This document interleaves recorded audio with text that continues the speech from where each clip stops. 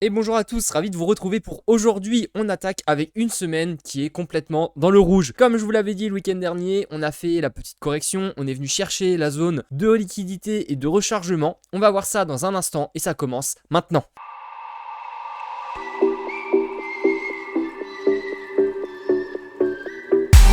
Pour commencer avec le Bitcoin, on est enfin venu dans le carré que j'avais dessiné dernièrement. Donc on l'a pénétré. Maintenant, il faut surtout tenir ce fameux support autour des 37-38 000 $. Ça va être le point clé. Si on ne le tient pas et qu'on le casse par le bas, là, ça va être la porte ouverte à chercher beaucoup plus bas la liquidité. Là, déjà, on avait le point bas ici autour des 30 000 $. Donc là, à la limite, on peut venir le chercher très rapidement. Mais c'est surtout que si on casse ce fameux point bas, ça veut dire qu'on est sur une continuation de tendance baissière. Et donc, qu'on va peut-être, probablement, mais même très probablement chercher la liquidité en fait dans cette zone où on a eu très peu de volume profile. Donc ça veut dire que si justement on casse cette fameuse résistance, ce sera la porte ouverte à aller beaucoup plus bas et notamment peut-être même jusqu'aux 25 000. Après, je veux pas m'avancer trop vite pour le moment puisque comme vous le savez, le marché crypto est souvent très inattendu. Il se passe beaucoup de choses dont on ne peut pas du tout le prévoir. Maintenant, je garde en tête ce scénario quand même initial où on vient dans cette zone, on vient recharger. Il y a eu énormément d'ordres qui ont été fill, c'est-à-dire que des baleines ont racheté toute cette période-là de 42 000 jusqu'à 38 000. Donc, ça reste quand même quelque chose, puisque si ils ont acheté, comme je le disais, c'est pour revendre beaucoup plus haut. Donc là, le petit trait, c'était pour vous montrer. Et il y a autre chose qui est intéressant à regarder, c'est tout simplement, je vous avais tracé aussi mon scénario sur du long terme. Celui-là, je n'y ai encore pas touché, hein. Franchement, je n'y touche jamais. On va voir si ça va se tenir sur les prochains mois et les prochaines semaines. Donc, on a vraiment fait la petite correction avec la touchette ici. On n'était pas descendu aussi bas que je le pensais. Ensuite, on est remonté. On est venu quasiment au point que j'avais estimé à peu près autour des 48 000. Et là, on est en train de faire cette fameuse correction. Donc là, on a retracé évidemment un peu plus. Je l'avais mis à 41 000 parce que évidemment, avec l'évolution du cours, il y a diverses informations à prendre en compte. Donc le scénario est évolutif. Maintenant, dans l'ensemble, c'est vraiment ce qui peut se passer. Et c'est ce qu'il s'est passé actuellement. On est monté, on a remonté ensuite. Là, on est en train de chuter pour ensuite mieux rebondir et repartir à la hausse. Si ça se trouve, on n'ira pas jusqu'aux 70 000 comme je l'ai mis ici. Si ça se trouve, on s'arrêtera peut-être au niveau des 60 000.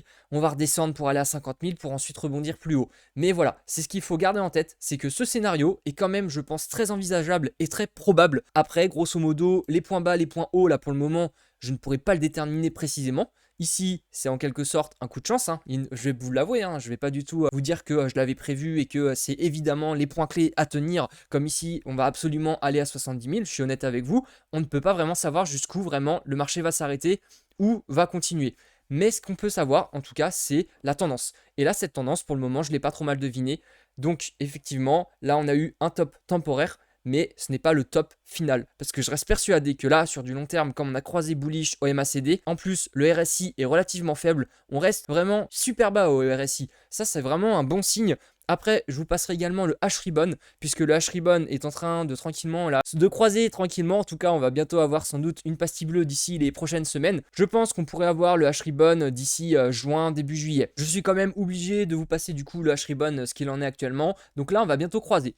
On a vraiment le H qui est en train de diminuer puisque la puissance de calcul des mineurs est en train un peu de s'ajuster en quelque sorte avec notamment les déplacements qu'on a eu dernièrement. Il y en a encore qui se font actuellement. Donc là, la difficulté est en train de baisser. Lorsque on va croiser dans le rouge, ça va être la période en fait où on aura cette fameuse pastille verte. Donc cette pastille verte va justement déterminer quand est-ce que la pastille bleue pourra sortir. Donc là par exemple, on l'avait eu en mai et c'est en août, non mi-juillet qu'elle est sortie. Fin juillet. Donc là, ça peut être pareil. Si ça se trouve, on va l'avoir de un mois de décalé. Et donc, comme je le disais, bah, ce sera pas mi-juillet, mais plutôt fin juin, début juillet, quoi. Donc, c'est vrai que je n'avais pas regardé forcément en plus le graphique. Je l'avais fait de tête, mais au final, je me souvenais bien de ce qui se passait. Donc voilà, le H-Ribbon, il va falloir vraiment s'en tenir et le regarder régulièrement. Je vais vous passer deux tokens qui sont très intéressants, tout simplement parce que niveau fondamental et niveau news, on a eu des très grosses informations. Le premier, c'est le token de Swissborg de gouvernance, le fameux CHSB. Donc là, ça fait un long moment hein, quand même, parce que là, ça fait vraiment depuis mai 2021, donc presque un an, qu'on est en train vraiment de descendre continuellement, avoir cette période de flottement. Là, on est en train de poser un peu un bottom. Ça représente en tout cas un début de bottom. Maintenant, il faut attendre les confirmations officielles. Tout ce qu'on peut savoir, c'est qu'on a eu énormément de news qui sont arrivées sur Swissborg et le CHSB. On a eu Avax qui est sorti en yield farming. On a eu Solana qui est également sorti en yield farming. Aujourd'hui, ils ont annoncé officiellement qu'ils étaient PSAN, c'est-à-dire que c'est un statut que l'on peut avoir par l'AMF, donc c'est l'autorité des marchés financiers, qui stipule que en fait vous êtes autorisé à pouvoir vendre des crypto-monnaies aux Français. Donc c'est tout simplement la plateforme aux actifs numériques qui vous permet d'acheter de la crypto-monnaie. Et officiellement, légalement, contrairement à d'autres plateformes comme Kraken ou Binance qui n'ont pas forcément ce statut en France,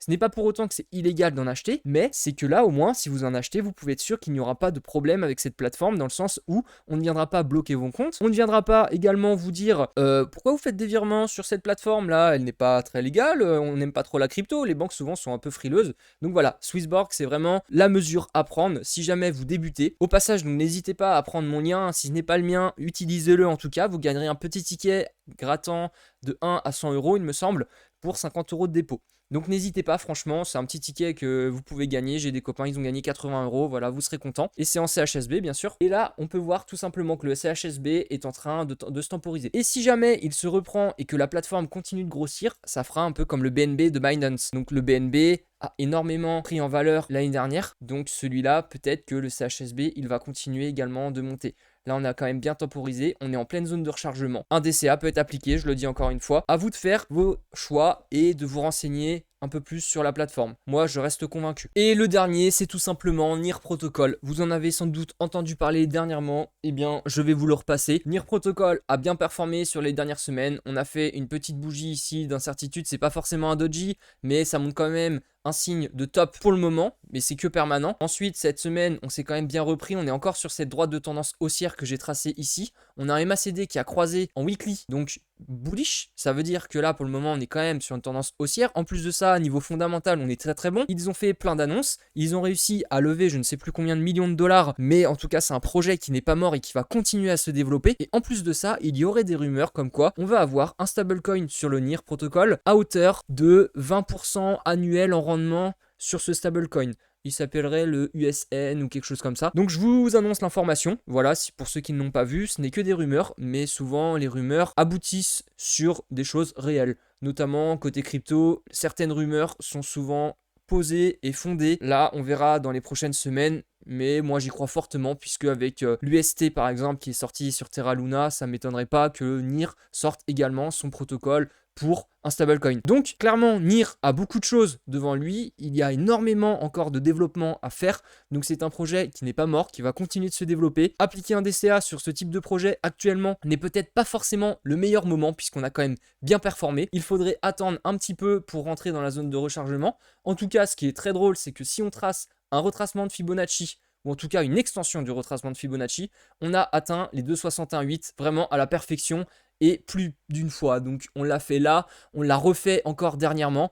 Donc les 2,61,8 c'est vraiment impressionnant. On est venu le chercher. Donc là si on casse vraiment ces 2,61,8, après c'est les 3,61,8 et on passe direct aux alentours des 26 $. Maintenant si on suit encore ce retracement de Fibonacci, on a les 1,61,8 pardon pour aller les chercher. Donc les 12,78. Donc là si jamais on vient chercher les 1,61,8, ça peut être intéressant d'appliquer le DCA. Et voilà, c'est terminé pour aujourd'hui. J'espère que ça vous aura plu. N'hésitez pas à vous abonner ou à lâcher un petit like et un commentaire. Et je vous dis ciao ciao.